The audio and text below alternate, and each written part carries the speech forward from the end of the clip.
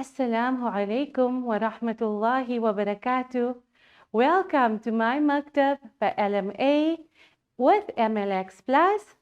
Join me on another interesting and exciting journey into the seerah of Nabi sallallahu alaihi wasallam and love for beautiful Sahaba who like our guiding stars. Before we commence with lesson 9, which is on the early Muslims, I would like to recite to you such a beautiful poem, something which will stir your imagination and capture your heart. Bismillahir Rahmanir Rahim. Muhammad bin Harab radiallahu anhu narrates that once when he was visiting the Roda Mubarak, a Bedouin came and made salam and salawat to Nabi sallallahu alayhi wasallam and sat down and recited the most beautiful couplets. And these are a few verses from that poem. Oh, the best person whose body is buried in the ground. The ground and the mountains are fragrant with his fragrance. We are sacrificed for the grave that you are its occupant, in its chastity, generosity, and honor. You are the Nabi whose intercession is desired on the bridge of Seeratun when feet will slip. This most beautiful poem shows the love that the Arabs and the Sahaba had for Nabi sallallahu alaihi wasallam, how much they respected and honored him. And let us also take this love into our hearts, and inshallah, let us follow his deen, and inshallah, let us start today's lesson on early Muslims. Bismillahir Rahmanir Rahim. So early Muslims means the first people who accepted Islam after Nabi sallallahu alaihi wasallam received revelation. Do you remember which cave Nabi sallallahu alaihi wasallam received revelation?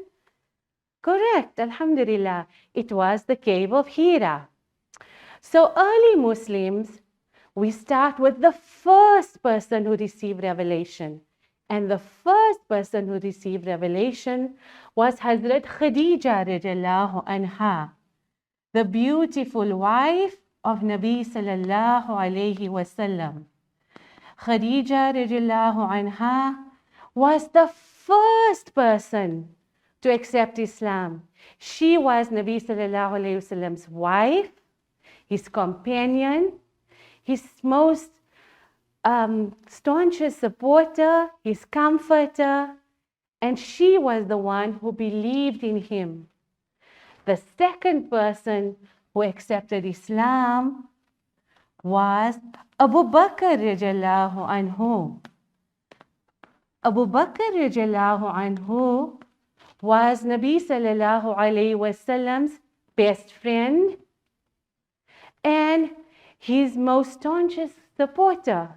He was the one who would support Nabi sallallahu alayhi wasallam not only personally but financially as well. Abu Bakr was a very respected and well-known person in Mecca, and through him we are going to learn many other Sahabas accepted Islam. The third person who accepted Islam was Ali radiallahu anhu. Do we know who Ali radiallahu anhu was? He was the cousin of Nabi sallallahu alayhi wasallam. Can you believe that Ali was only 10 years old when he accepted Islam? Amazing. So Ali radiallahu anhu at the age of 10 became Nabi sallallahu alayhi wasallam's most admired and respected follower. He was the son of Abu Talib. Do you remember who Abu Talib was? Yes, he was the uncle of Nabi sallallahu alayhi wasallam. As a young boy, Ali radiallahu anhu used to live with Nabi sallallahu alayhi wasallam and Khadija radiallahu anha. This was due to Abu Talib being very old and unable to look after such a large family. And finally, the fourth person who accepted Islam was the freed slave, who was Zayd bin Haritha radiallahu anhu. Zayd radiallahu anhu was a freed slave, but Nabi sallallahu alayhi wasallam treated him as a son. So here we can see the first four people who accepted Islam in the early stages. They were all very important in Nabi sallallahu alayhi wasallam's life. They supported him mentally, physically, emotionally, and also they used their strength and their power to spread the message of Islam throughout Makkah. Let us go through the names again. Khadija radiallahu anha, who was the first person to accept Islam.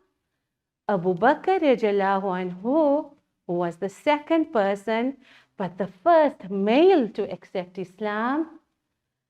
Ali radiallahu anhu, who was Nabi sallallahu alayhi wasallam's cousin.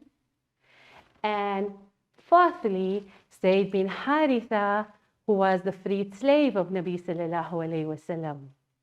So practice these names, remember what we have learned today, and please join me for another lesson.